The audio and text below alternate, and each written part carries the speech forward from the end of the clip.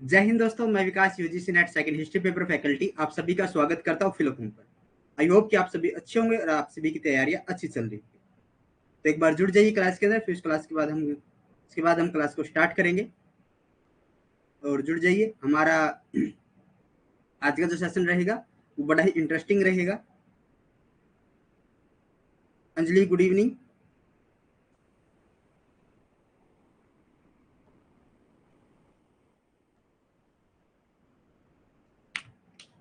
शुभ संध्या आप सभी को।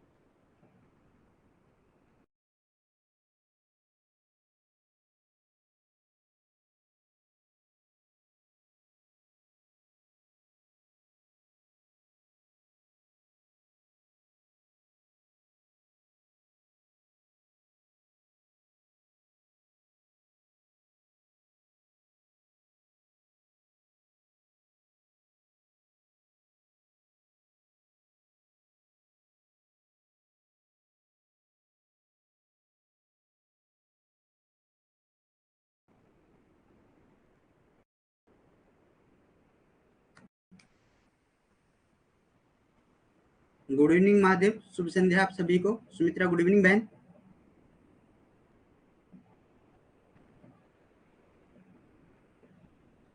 और जुड़ जाइए एक बार, फिर उसके बाद क्लास को स्टार्ट करेंगे। इससे पहले जिस भी बच्चे ने अभी तक टेलीग्राम ग्रुप को ज्वाइन नहीं किया उसको ज्वाइन कर लो, व्हाट्सएप ग्रुप को ज्वाइन कर लो, ताकि यूजीसी नेट के रिगार्डिंग अगर कोई न्यू अपडेट रहती हो तो आपको मिलती रहे। हमारे इंस्टाग्राम पेज को फॉलो करो, यहाँ पर शॉर्ट वीडियो डालते हैं जो actually point two point knowledge fact रखते हैं।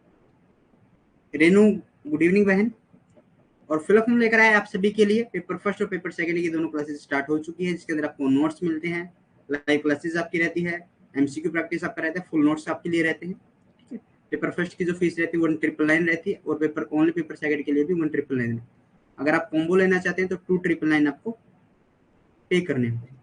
अगर आप कूपन कोड यूज करते हैं VIK10 तो आपको 10% ऑफ मिलेगा फिलोफोन के हर बैच पर। आप किसी भी बैच को परचेज करोगे तो कूपन कोड जो यूज कर लेना आप, VIK10, तो आपको 10% ऑफ मिल जाएगा। रेखा, गुड इवनिंग।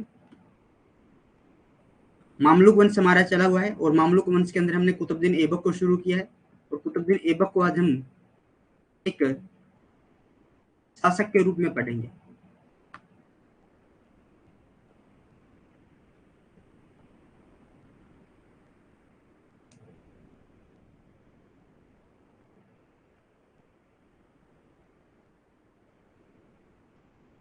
जुड़ जाइए एक बार, फिर इस क्लास को स्टार्ट करेंगे।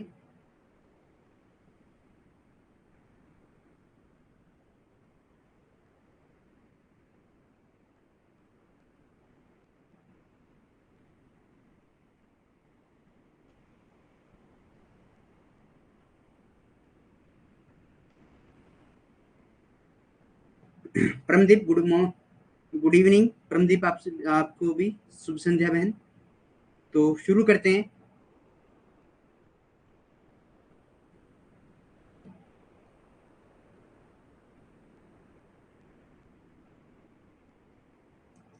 क्लास को शुरू करते हैं। कुतुबुद्दीन ऐबक हमारा चला हुआ है, 1206 से लेकर 1210 तक शासन करेगा। दिल्ली सल्तनत का इसको संस्थापक बोला जाता है। तुर्की साम्राज्य का भारत में संस्थापक बोला जाता है। शासक के रूप में शासक के रूप में ऐबक ऐबक को गोरी ने भारतीय साम्राज्य का वली नियुक्त किया था। ऐबक ने अपनी राजधानी लाहौर को बनाया। अनौपचारिक रूप से इसका राज्यारोहण 1206 ईस्वी में हुआ था। मलिक व सिपह की उपाधि धारण की थी, कभी सुल्तान की उपाधि धारण नहीं की थी इसने अभी तक। ऐबक की सत्ता को औपचारिक मान्यता 1208 ईस्वी में मिली। मेरा कमेंट लेट पूछ। चलो, नहीं लेट नहीं पहुंचा था, वो उसी टाइम पर पहुंच गया था, तो मैंने देखने में थोड़ा उसको लेट कर दिया था मैं।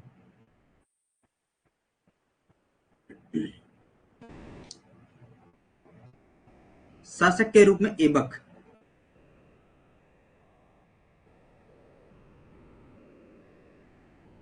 अरे चंपा, अभी तो बस स्टार्ट ही किया है। ठीक है? ऐबक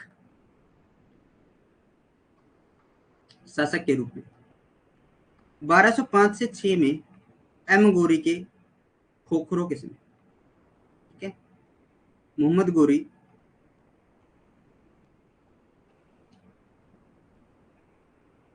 खोखरों का दमन करके गजनी लौटा, तो इसे क्या बना, इसको क्या बना कर गया, ऐबक को भारत के मलिक वली के पद पर नियुक्त करके गया। इसने पहले तो भारत का मलिक नियुक्त किया, और उसके बाद इसकी पदोन्नति करके भारतीय साम्राज्य का वली नियुक्त कर दिया। भारतीय साम्राज्य का वली नियुक्त किया।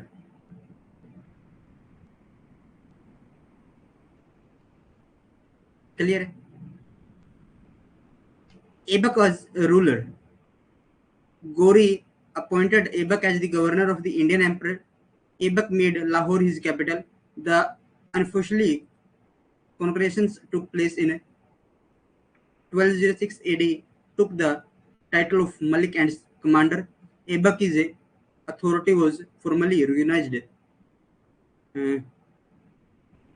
1208 AD। उसको जो औपचारिक मान्यता मिली थी वो 1208 में मिली थी कि दास्ता से मुक्त हो गया था।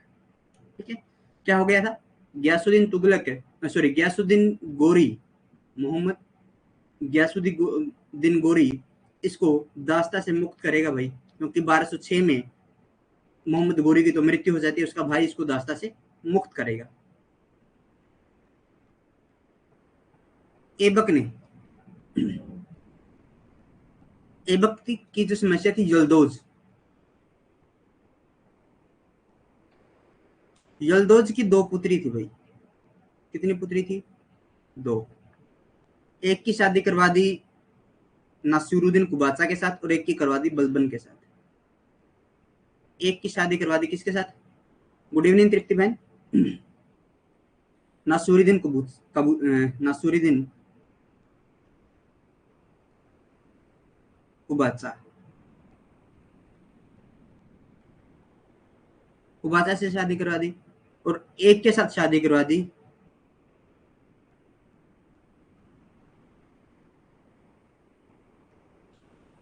अरे इसी को मलिक नियुक्त किया था।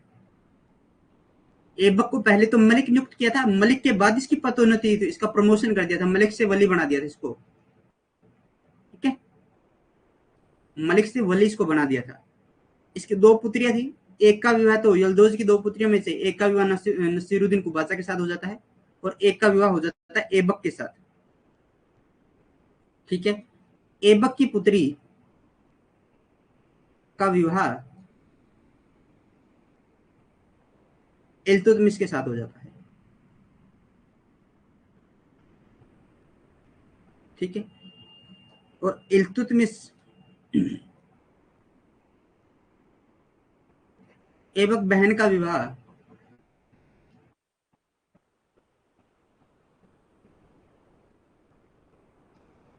नासिरुद्दीन से करवा देता है।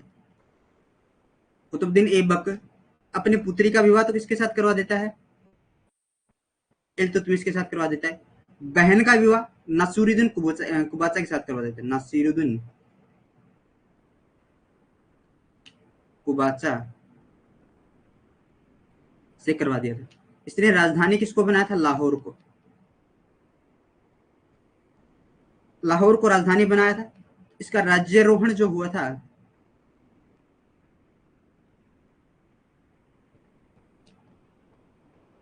25 जून 1206 को हुआ था, अनौपचारिक रूप से। औपचारिक रूप से इसने उपाधि कौन सी धारण की थी? मलिक और सिपह सलार किसने उपाधि धारण की थी? सिपह सलार की उपाधि धारण की थी। सुल्तान की उपाधि धारण नहीं की, ना ही खुतबा पढ़वाया था। नोट डाल के लिख लीजिए एक बात ये कि ऐबक ने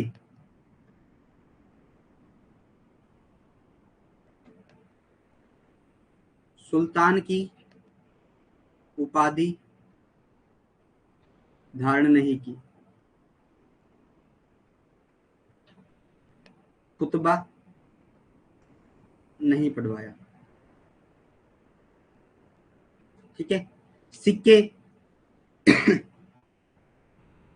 नहीं चढ़ाए इसने, अपने नाम के सिक्के इसने नहीं चढ़ाए। ठीक है,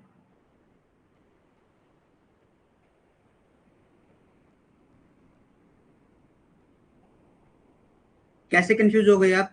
कमेंट करना अंजलि एक बार।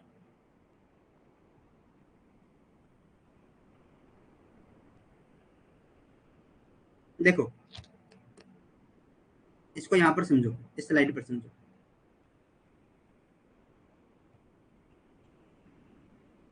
ऐबक है, ठीक है, एक मिनट इसको यहां पर समझो। फक्रे मुदाविर क्या कहता है? फक्रे मुदाविर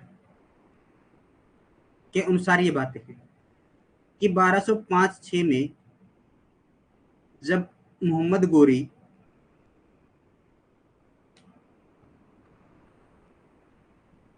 खोखरों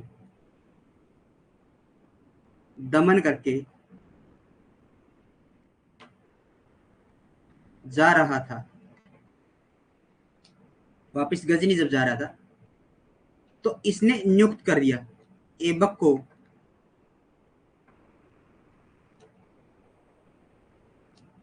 जो ऐबक वहां पर मलिक था, भारत के अंदर क्या था, मलिक के पद पर था, उसका प्रमोशन करके वली बना दिया, यानी भारतीय साम्राज्य का वली नियुक्त कर दिया। भारतीय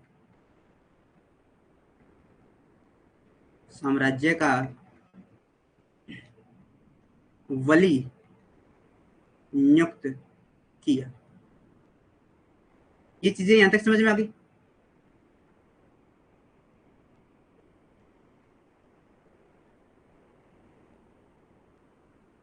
ठीक है, अब क्या होगा,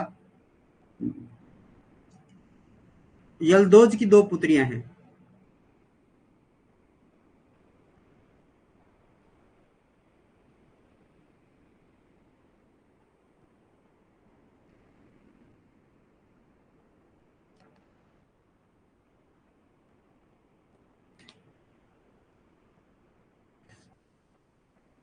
एक की शादी कर दी नासिरुद्दीन कुबाचा के साथ,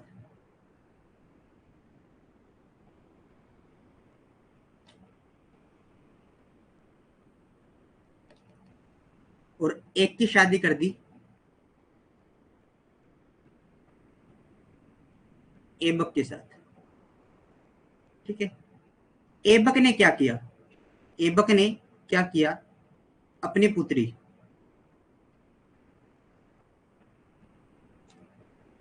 की शादी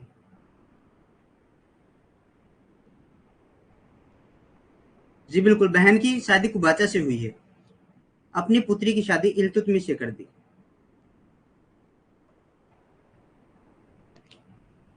और ऐबक ने बहन की शादी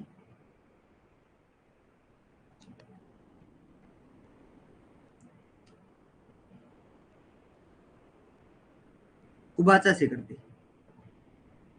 ठीक है, राजधानी इसको, इसने राजधानी किसको बनाया था, लाहौर को बनाया था। 25 जून, 25 जून गर्मियों की छुट्टियां थी जब इसका राज्यारोहण हुआ, ये इतना ध्यान रखना। ठीक है, राज्यारोहण हुआ, सीपे सलार और मलिक की उपाधि धारण की, सुल्तान की उपाधि धारण नहीं की,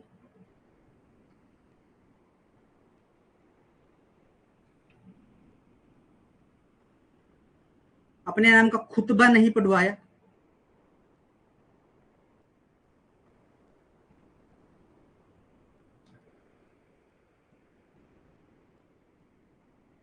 सिक्के नहीं चलाए अपने नाम के।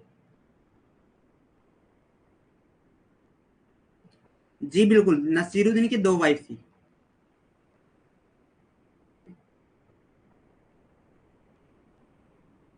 दिल्ली को राजधानी इल्तुतमिश बनाएगा आगे।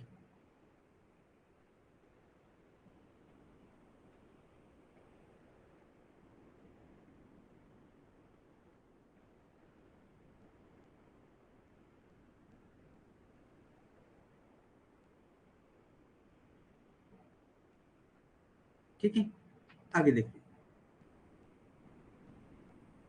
जो इसका राज्यारोहण हुआ था अच्छे तरीके से, तो वो हुआ था 1208 में। इसे दास्ता से मुक्ति मिल जाती है, अनौपचारिक को औपचारिक रूप से इसका राज्यारोहण हो जाता है। नसीरुद्दीन महमूद ने ऐबक को दास्ता से मुक्त कर दिया था। गयासुद्दीन महमूद ने गयासुद्दीन महमूद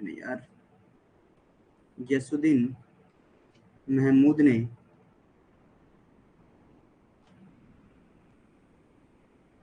दास्ता से मुक्त किया था।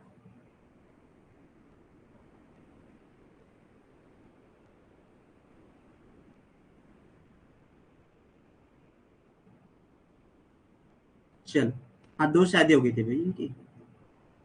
किस्मत तो भला है, 2 हो गई, किसी की एक नहीं होती। आगे चलते।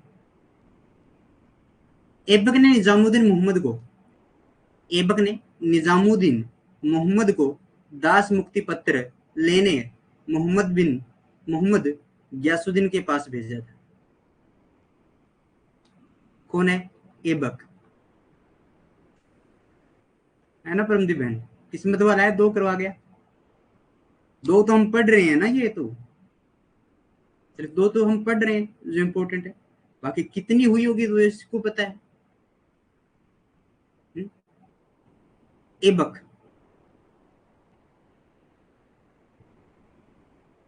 कोई बात नहीं सुमित्रा बहन। ऐबक ने निजामुद्दीन मोहम्मद को, किसको? निजामुद्दीन मोहम्मद।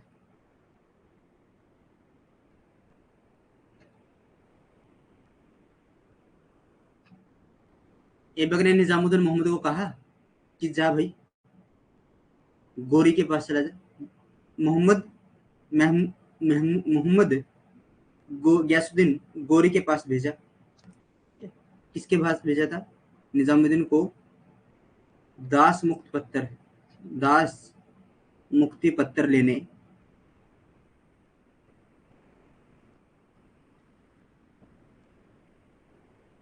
गयासुद्दीन गोरी के पास भेजा। ठीक है, महमूद जो गयासुद्दीन ने हसम निजामी के हाथों दास मुक्ति पत्र उत्तर पताका एवं नकारा भेजा और सुल्तान की पदवी से नवाजा। ठीक है, स्वयं ने, अगर आपसे कोई पूछे तो सुल्तान की उपाधि धारण इसने नहीं की थी, ना ही सिक्का चलवाया था। पूछे कि सुल्तान की उपाधि किसने दी थी, तो गयासुद्दीन मोहम्मद गोरी आप बोल सकते हैं। मोहम्मद गयासुद्दीन गोरी ने इसको सुल्तान की पदवी भी घोषित की थी।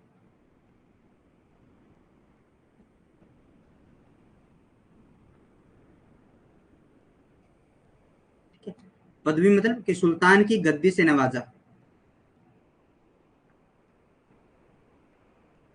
कि अब आप भारत के सुल्तान बन चुके हो। क्लियर है? Aibak and had sent Nizamuddin Mohammad Ghiyasuddin to get this slave liberation certificate. Aibak, अभी मृत्यु की बातें आएंगी कि ऐबक की मृत्यु हो गई, उसकी चर्चा करेंगे। ऐबक की मृत्यु 1210 ईस्वी में चौगान खेलते समय हो जाती है, घोड़े से गिरने के बाद।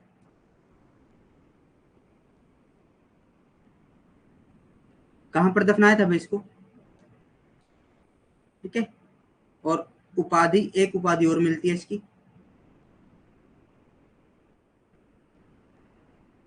पील बख्श। ठीक है, इसका अर्थ है हाथियों का दान देने वाला।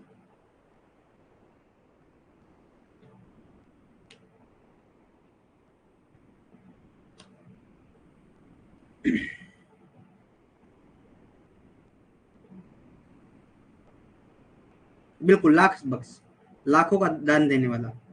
हातिम सेकंड, कुरान खां।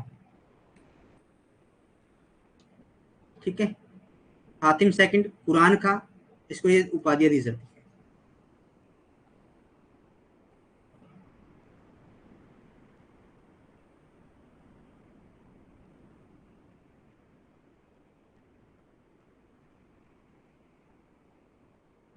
तो मुझे बताइए इसको दफनाया कहां पर गया था?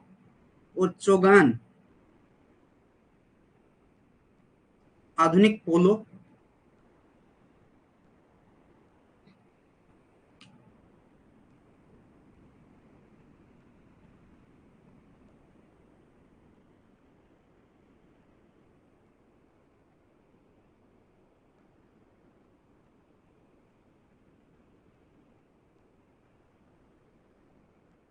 ठीक है, बिल्कुल, लाहौर में से दफनाया गया था।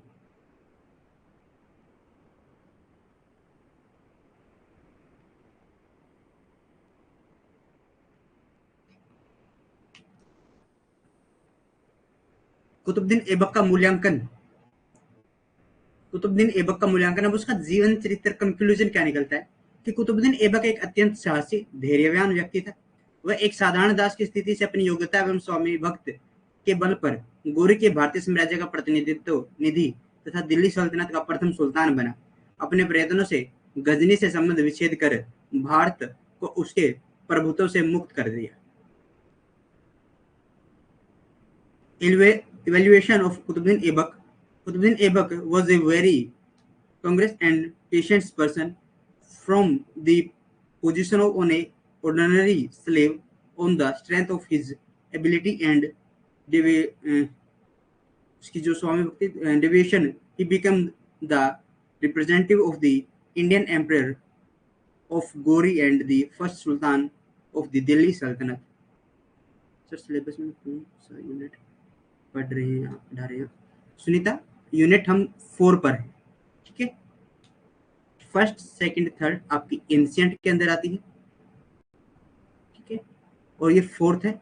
फोर्थ यूनिट आपकी मेडिवल यहाँ से स्टार्ट हो जाता है। 5 6 रहता है आपके मेडिवल के अंदर। ठीक है, और आपके मॉडर्न के अंदर 7 8 9, और आपकी 10th यूनिट जो होती है इतिहास लेखन हिस्टोरियोग्राफी से रहती है।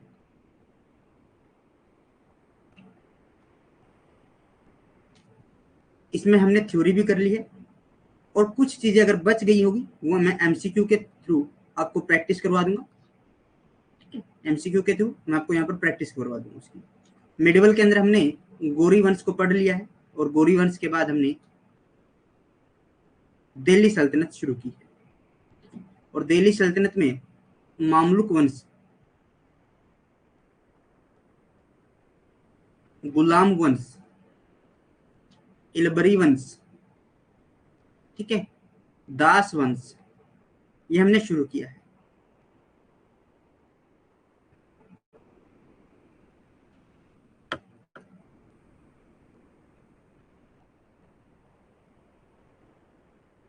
क्लियर है?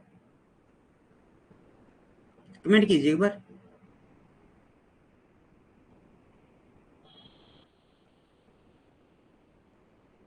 कुव्वत उल इस्लाम मस्जिद, मस्जिदों की हम चर्चा करेंगे। तो कुव्वत उल इस्लाम मस्जिद की अगर मैं चर्चा करूं तो इंडो इस्लामिक कला की प्रथम इमारत है। इंडो इस्लामिक कला की प्रथम इमारत अगर आपसे कोई पूछे तो कुव्वत उल इस्लाम मस्जिद है। दिल्ली विजय के उपलक्ष्य में इसको बनाया गया था। ऐबक ने इसका निर्माण 1195 से लेकर 1199 ईस्वी के मध्य ईस्वी तक इसका निर्माण चला था। ऐसा तो है नहीं कि कागज का एक ही दिन बन गया। 1195 से लेकर 1199 तक इसका निर्माण रहा था। इंडो इस्लामिक कला की प्रथम तुर्की इमारत भारत में, प्रथम तुर्की इमारत भारत में, ठीक है। दिल्ली विजय के उपलक्ष्य में बनाया गया था। जॉन मार्शल क्या कहते हैं? जॉन मार्शल कहते हैं शीघ्रता से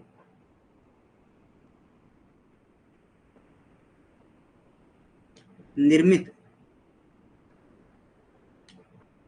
इस मस्जिद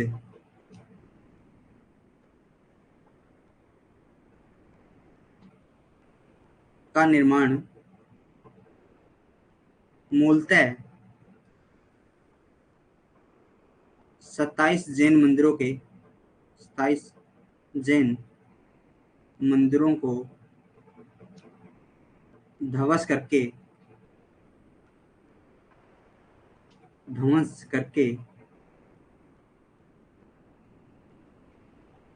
उनके अवशेषों से करवाया गया है। उनके अवशेषों पर करवाया गया है।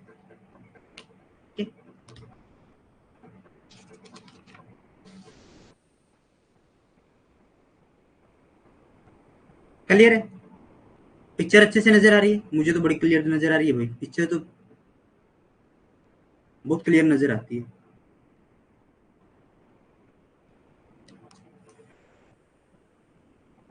चलो अब आ जाते कुतुब मीनार। कुतुब मीनार इसकी नींव ऐबक के द्वारा रखी गई थी। इसकी प्रथम मंजिल तक निर्माण ऐबक ने किया था। 1197 में इसकी योजना बनाई गई थी भाई।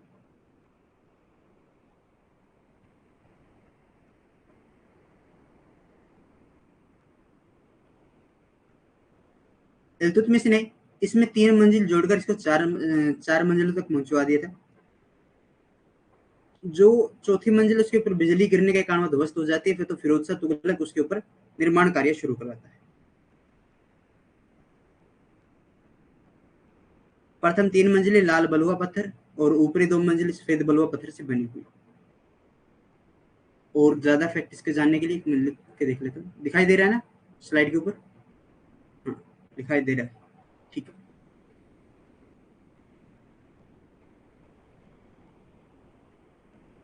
देखो क्या है, कुतुब मीनार है।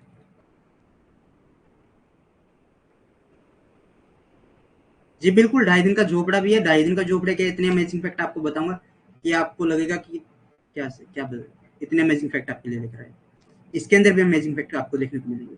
इसकी जो योजना थी, योजना कब बनाई थी? 1197 में योजना बनाई। निर्माण कब कार्य सब कब शुरू किया? निर्माण कार्य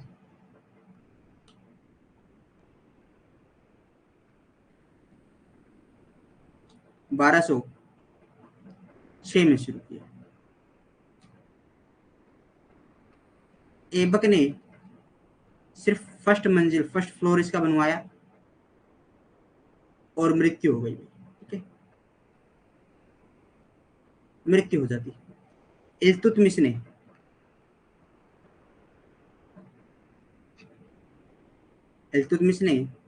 1231 से लेकर 32 तक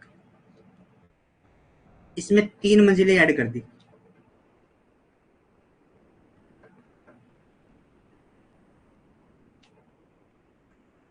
पूरा करवाया। और इस बात का उल्लेख हमें दूसरे दरवाजे की, इसका उल्लेख कहाँ पर मिलता है? दूसरे मंजिल के दरवाजे पर इस बात का उल्लेख मिलता है, उल्लेख कि इन्होंने 3 इमारतों का निर्माण करवाया कुतुब मीनार में। इसका निर्माण हमें कहां पर मिलता है? इस बात का प्रमाण हमें कहां से मिलता है? इसका उल्लेख मिलता है हमें कुतुब मीनार के दूसरे मंजिल के दरवाजे पर। दूसरे मंजिल के दरवाजे पर। जी बिल्कुल, बख्तियार काकी की याद में इसका निर्माण करवाया गया था। इसके गुरु थे बख्तियार काकी।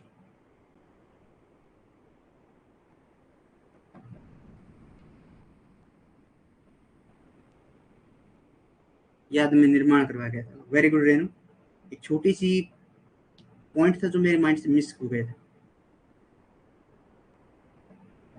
ठीक है, पूरा करवाया। दूसरी मंजिल पर इस बात की चर्चा में मिलती है। चौथी मंजिल पर बिजली गिर जाती है।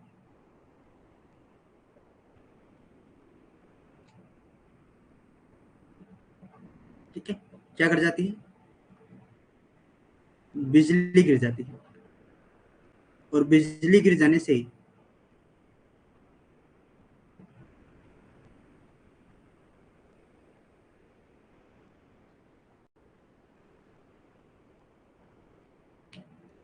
बिल्कुल बिल्कुल, 5 मंजिल फिरोज शाह तुगलक ने बनवाई। चौथी मंजिल पर बिजली गिरी, नष्ट हो गई। नष्ट हुई मंजिल पर इसने क्या करवाया? दो, क्या बनवा दी? दो नई मंजिल बनवा दी। दो नई मंजिल बनवा दी। अब कुल मंजिल कितनी है? 5। कितनी मंजिल है भाई? कुल कितनी मंजिल है? 5 मंजिल अब हो चुकी है कुतुब मीनार के ऊपर। समय आता है 1503 का। शासक सिकंदर लोधी। शासक कौन है? सिकंदर लोधी है। सिकंदर लोधी ने इसकी जो ऊपरी मंजिल थी उसकी मरम्मत करवाई थी भाई। ऊपरी मंजिल पर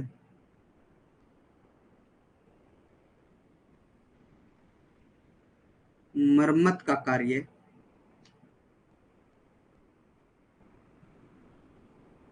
करवाया था।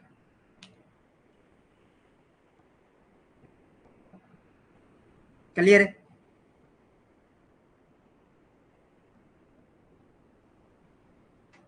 अभी जानकारी पूरी नहीं हुई है तो आप मुझे यहाँ तक बता दीजिए, बस यहाँ तक क्लियर है। उसके बाद मैं इसको इरेज करके जो चीज बचती है उनको लिख दूंगा।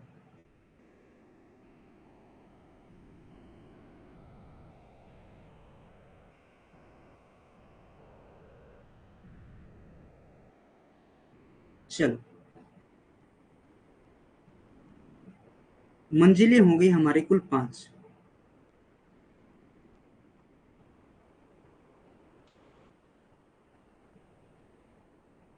चौथी मंजिल की, जब चौथी मंजिल तक ये था तो इसकी ऊंचाई कितनी थी? ये तो फिट में, और नीचे लिखेंगे मीटर में। ठीक है, फिट में थी 225 फीट की। मीटर में कितनी थी? 68.58 मीटर।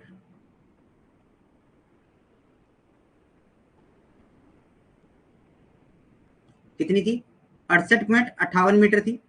जब 5वीं मंजिल इसमें ऐड कर दी गई, फिर ऊंचाई कितनी हुई? ऊंचाई हो गई 240 फीट।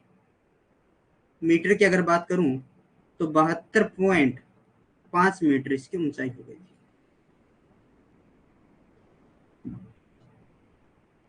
प्रथम 3 मंजिलों का निर्माण लाल बलुआ पत्थर से बना है। लाल बलुआ पत्थर से हुआ है। बाकी 2 मंजिल जो हैं उनका निर्माण सफेद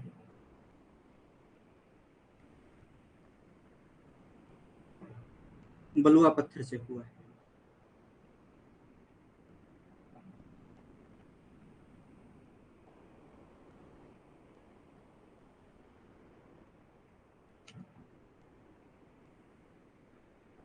Qutbuddin, its Qutub Minar, its foundation was laid by Aibak. Construction till its first floor was completed by Aibak, and Iltutmish completed the construction by adding the 3 more floors to it. The first 3 floors are made of red stone, and the upper 2 floors are made of white stones.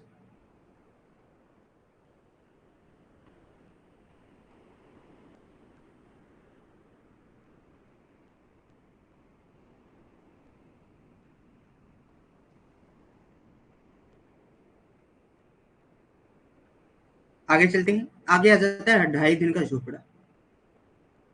2.5 दिन का झोपड़ा अजमेर विजय के बाद इसका निर्माण करवाया गया था। John Marshall के अनुसार इस मस्जिद का निर्माण 2.5 दिन में पूरा हो गया था। यह मस्जिद मूल रूप से एक सरस्वती मंदिर और संस्कृत विद्यालय था, जिसका निर्माण विग्रह राज चतुर्थ ने करवाया था। 2.5 दिन का झोपड़ा। It was constructed after the victory of Ajmer. According to John Marshall, the constructions of this masjid was compiled in 2.5 days. This masjid was completed in the this masjid was originally a Saraswati temple and Sanskrit school, which was built by Vigre Raj IV.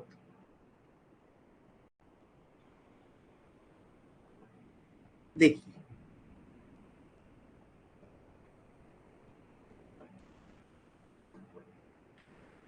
1504 में Agra city. Yogendra आपने कुछ लिखा है। 1503 है भाई, वो सिकंदर लोदी ने उसकी मंजिल की मरम्मत करवाई थी। ठीक है, चलो आप कुछ और चीजें बताना चाह रहे होगे, अच्छी बात है। ज्ञान को शेयर कीजिए, जितना आप शेयर करोगे उतना आपको दोगुना होकर मिलता है। 2.5 दिन का झोपड़ा।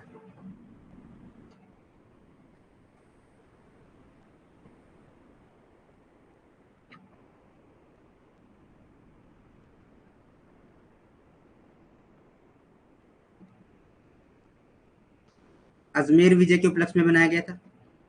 कब? 1200 ईस्वी में। ठीक है, किसके आदेश पर? आदेश दिया था मोहम्मद गोरी ने।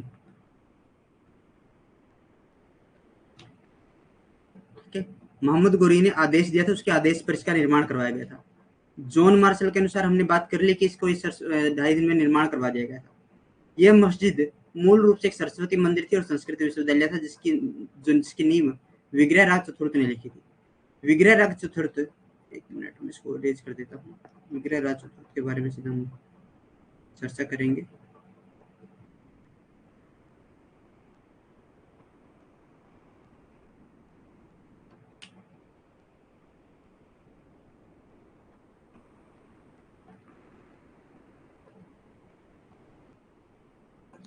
एक चौहान वंशी शासक है।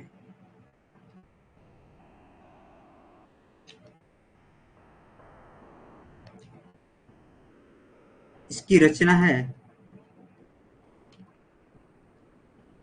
हरकेली। क्या है? हरकेली। हरकेली के,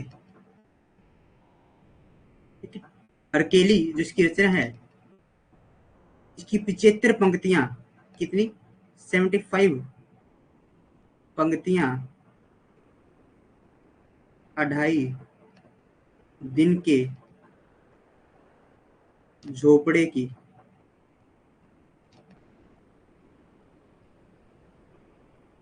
सीढ़ियों पर उत्कीर्ण है।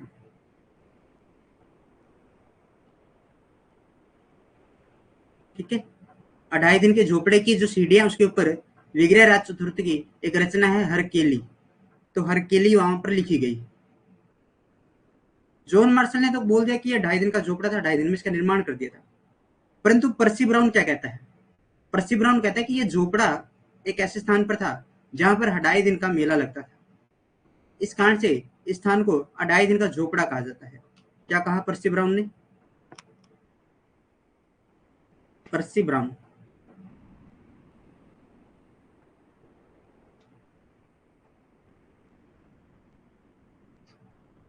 क्या कहते हैं? यहाँ एक झोपड़ी थी, झोपड़ी के पास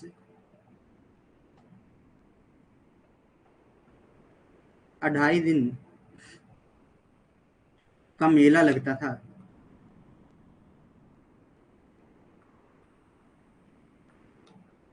इस कारण इस स्थान को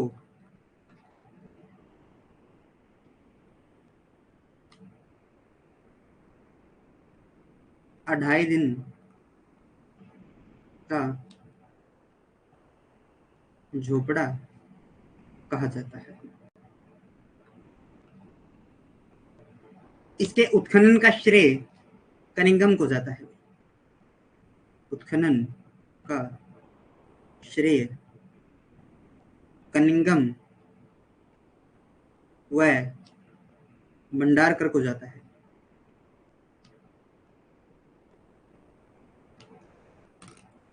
तो इसी के साथ आपके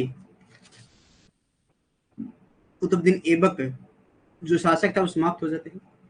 अब आगे जो शासक होगा आराम शाह होगा और आराम शाह के बाद इल्तुतमिश होगा। ठीक है, तो आप मुझे कमेंट करके बता दीजिए इतनी चीजें आपको समझ में आ गई।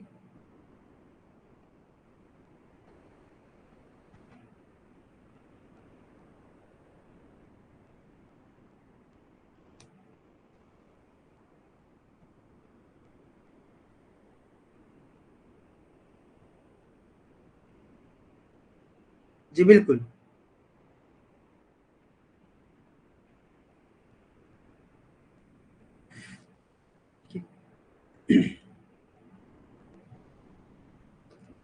अब आराम से शासक बनेगा भाई। देखो पर्सी ब्राउन का स्टेटमेंट है कि यहाँ पर एक झोपड़ी थी और उस झोपड़ी के पास 2.5 दिन का मेला लगता था और उस मेले की वजह से इसको 2.5 दिन का झोपड़ा कहा जाने लगा। आराम शाह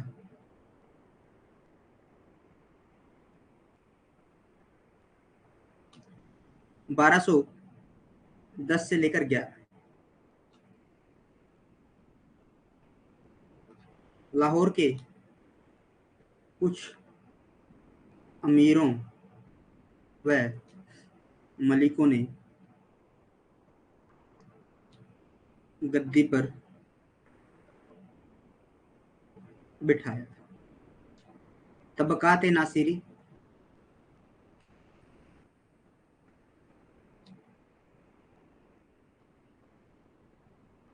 कहती है कि आराम शाह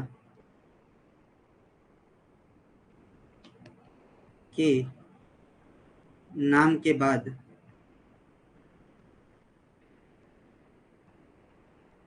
बिन ऐबक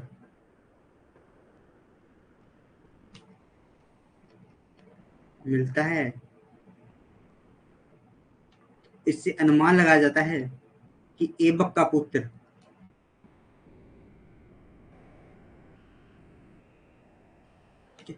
मात्र 8 माह शासन किया है।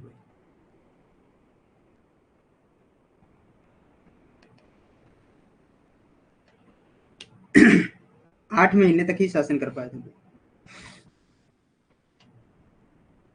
क्लियर है।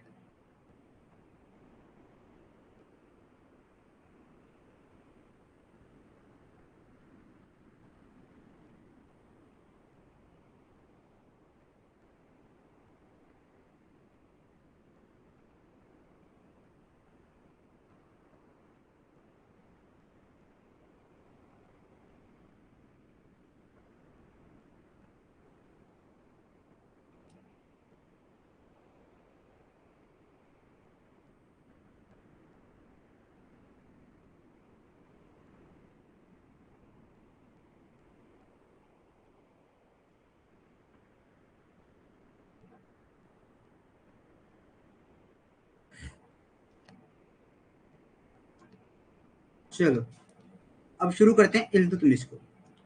इल्तुतमिश 1211 से लेकर 1236 तक दिल्ली सल्तनत का वास्तविक संस्थापक, प्रथम इलबरी वंश का संस्थापक और प्रथम शमसी वंश का शासक।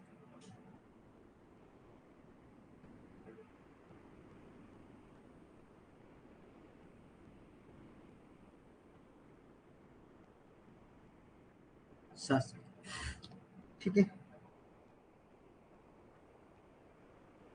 इसका पूरा नाम शमसुद्दीन इल्तुतमिश ही था।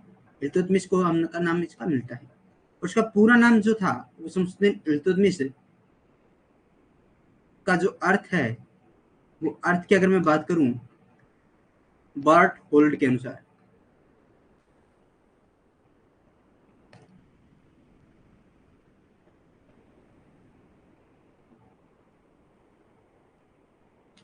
जी बिल्कुल, 8 माह तक शासन किया था, आराम सान। नाम ही आराम है तो काम ही आराम करेगा। अयोग्य था, बना दिया पहले तो मलिकों ने। अर्थ है, बार्ट होल्ड के अनुसार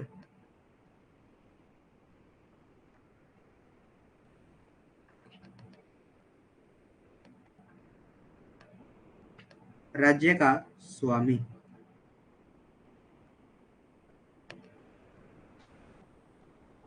इल्तुतमिश के नाम का अर्थ क्या है? राज्य का स्वामी। इसका जन्म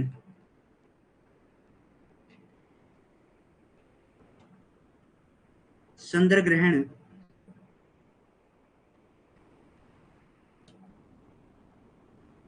वाली रात में हुआ था।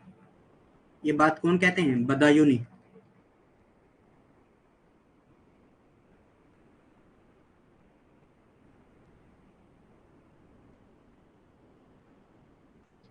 ये बात कौन कहते हैं? ये बात कहते हैं बदायूनी कि इसका जन्म जो हुआ था वो चंद्र ग्रहण वाली रात को हुआ था। बदायूनी ये बात कहते हैं। ठीक है। इसके नाम के उच्चारण स्थान अलग अलग, जैसे अलग अलग इसका उच्चारण नाम मिलता है नाम का। अल्तमिस एल्फिस्टिन के द्वारा किया गया है। अल्तमस इलियट के द्वारा किया गया है। इल्तेतमिस किसके द्वारा?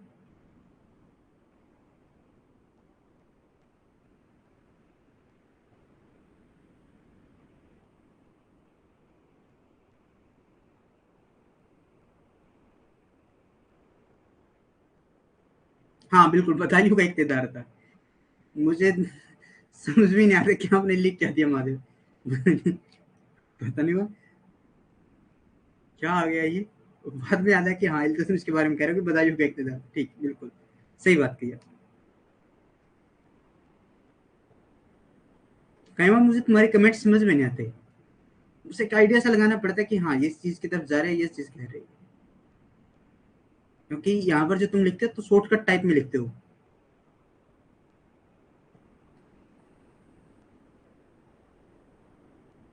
बिल्कुल नोट्स वाली फॉर्म में। ठीक है, चलो देखो फिर आगे। उच्चारण स्थान की मैं बात कर रहा हूँ। अल्तमिस।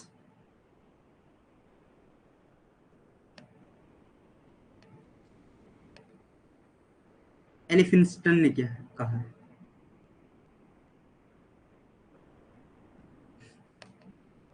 अल्तमस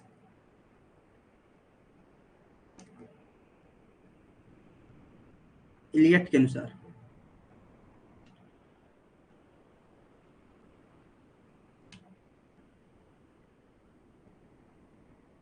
इल्तमिस।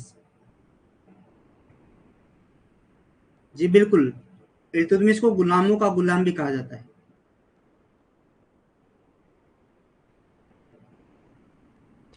इल्तमिस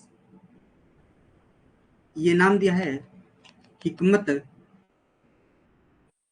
वूचर ने। ठीक है, हिकमत वूचर ने यह नाम दिया है इल्तमिस। अब जो कुतुब मीनार की मंजिलों की मैंने बात की थी कि दूसरी मंजिल के दरवाजे पर इसका जिक्र मिलता है, तो दूसरे मंजिल के दरवाजे पर इसका नाम क्या मिलता है? दूसरी मंजिल पर यहाँ इसका नाम क्या मिलता है? क्या कुतुब मीनार के दूसरी मंजिल पर नाम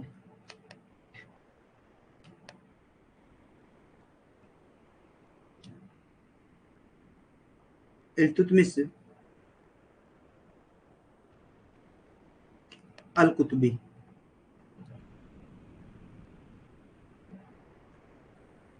ठीक है, इल्तुतमिश अल कुतुबी नाम मिलता है तीसरी मंजिल पर।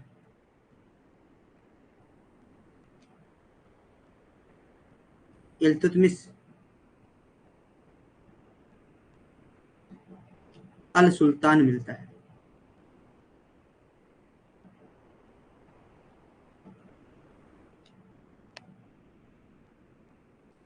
Shamsuddin Iltutmish, the actual founder of the Delhi Sultanate, founder of the first Ilbari dynasty. The pronunciations of its name is different. The pronunciations जो इसकी उच्चारण है वो अलग अलग है. Iltutmish, Iltutmish, we also find its name written on Qutub Minar.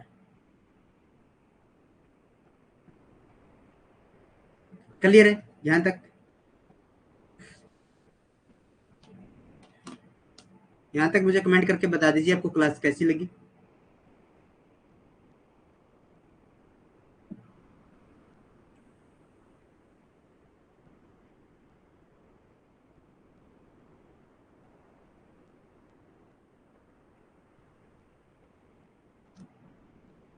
ठीक है, और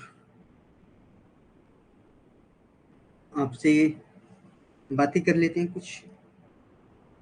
आपको किसी भी प्रकार का कोई प्रॉब्लम तो नहीं आ रहा है ना क्लासेस के अंदर?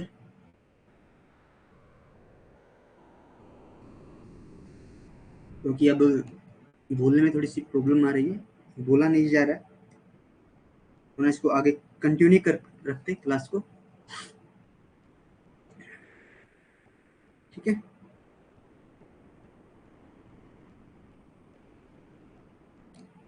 किसी भी प्रकार का कोई प्रॉब्लम अगर आता है तो आप मुझसे डिस्कस कर सकते हैं क्लासेस के रिगार्डिंग. अगर मेरी क्लास के अंदर आपको किसी भी प्रकार की समस्या अगर नोट्स को लेकर हो रही है या फिर कंटेंट को लेकर है, अगर मेरे पढ़ाने के तरीके से लेकर है, तो आप मुझे बता सकते हैं. अगर आप मुझे मेरी कमियां बताएंगे तो मैं उनको ज़्यादा जल्दी उनको दूर कर पाऊंगा. क्योंकि अगर मेरी कमी आप किसी दूसरे को बताओगे तो उसको दूर नहीं कर पाएगा. मेरी कमी आप मुझे बताइए, मैं आपको उनसे जल्दी सोल्व करके दिखाऊंगा.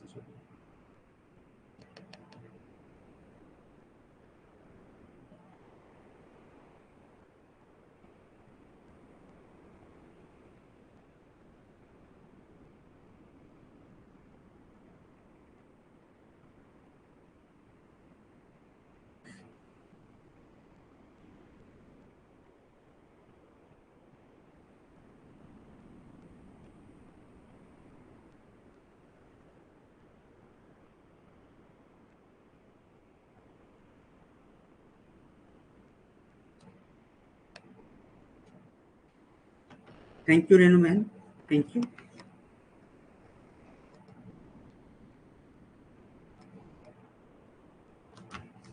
थैंक यू बहन. देखो, हम आपके लिए मेहनत करते हैं. आप लोगों की जो फीडबैक मुझे मिलते हैं वो मुझे मोटिवेट करते हैं हर काम को करने के लिए.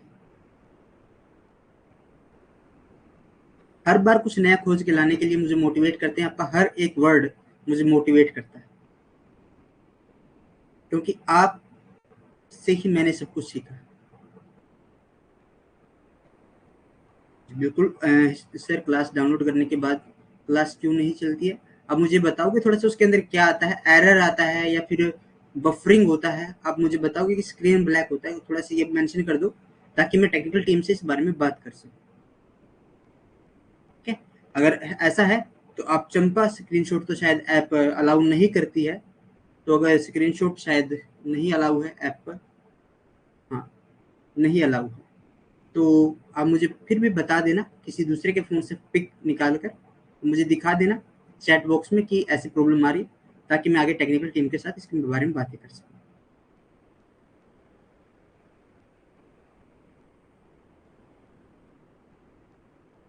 अच्छा, विदाउट नेट नहीं चलता? हाँ, ये इशू रहता है क्लासेस के अंदर कि जब हम रिकॉर्डेड क्लास देखते हैं तब भी हमें नेट ओपन ही करना पड़ता है. ये इशू रहता ही है. बट कई बार क्या होता है, आप क्लास को चला लो, उसके बाद नेट ऑफ करके चेक करो, शायद वो क्लास चल पड़ती है विदाउट नेट.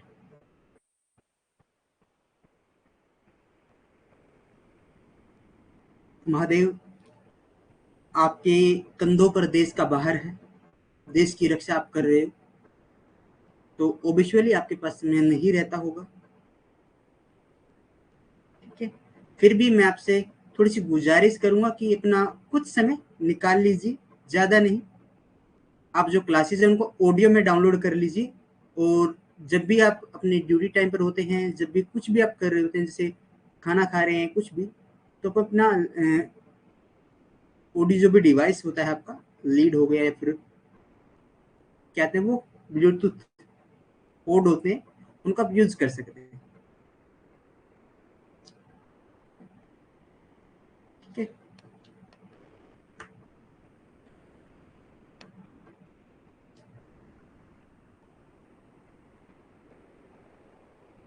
चल कोई बात नहीं, डाउनलोड मत किया करो, आप इनके नोट्स बना लो।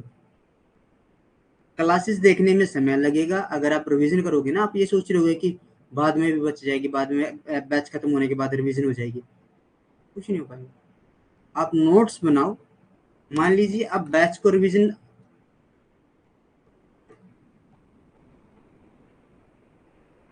40 डेज में करोगे ना, बैच का रिवीजन, नोट्स का रिवीजन 15 डेज के अंदर कर लोगे, मुझे विश्वास है इस बात का। रिवीजन में सिर्फ हमें पढ़ना होता है ना, याद थोड़ी करना होता है, पढ़ना। 15 डेज के अंदर रिवीजन हो जाता है कंप्लीट हिस्ट्री का।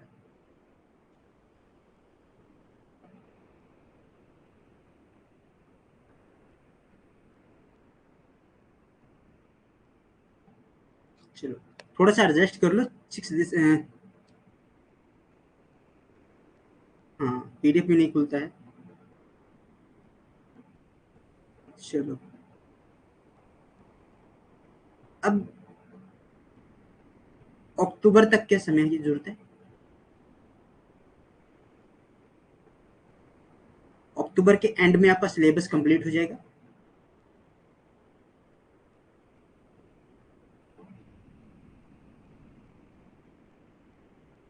गुड, ठीक है चंपा,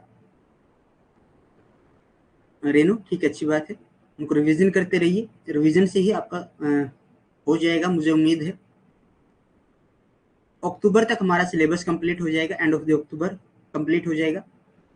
उसके बाद हमारी 1 आवर की क्लासेस स्टार्ट हो जाएगी, 1 से 1.5 आवर।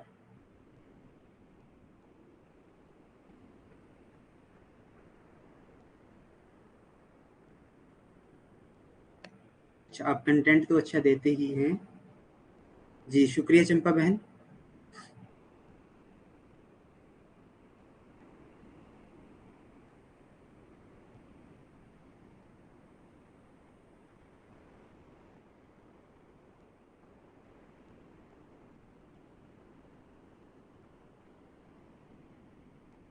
Thank you.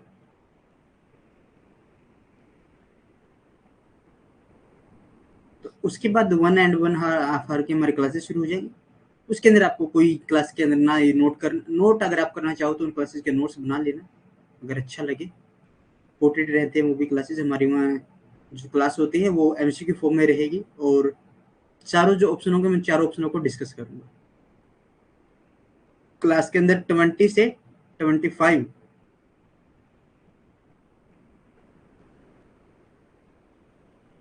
बिल्कुल रेनू, रिवीजन हम नवंबर के अंदर फुल रिवीजन करेंगे। हम नवंबर, पूरा नवंबर हमारा रिवीजन के लिए ही चलेगा। ठीक है, पूरा नवंबर हमारा रिवीजन ही रहेगा।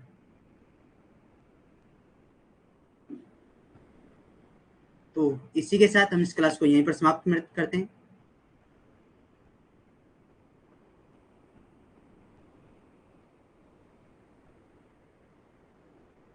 चलो चंपा, कोई बात नहीं, आप लाइब्रेरी या कुछ भी जो भी आपने स्टडी पॉइंट ज्वाइन कर रखा है, आप उसका हॉटस्पॉट जो यूज कर लीजिए, अपने आसपास के जो घर वाले हैं उनका यूज कर लीजिए। ठीक है, तो इस क्लास को हम यहीं पर समाप्त करते हैं, फिर मिलेंगे एक नए अध्याय के साथ, कुछ नए तथ्यों के साथ। तब तक के लिए जय हिंद, जय भारत।